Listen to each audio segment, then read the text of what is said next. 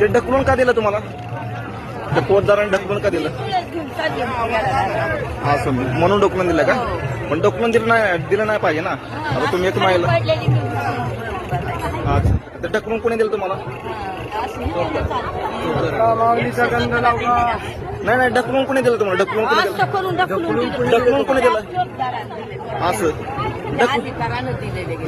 का म्हणून ढकलून दिलं? म्हणलं मला येडा घालायचा आहे, कशाला तुम्ही झाला म्हणलं, मी काय नोकरी आले का?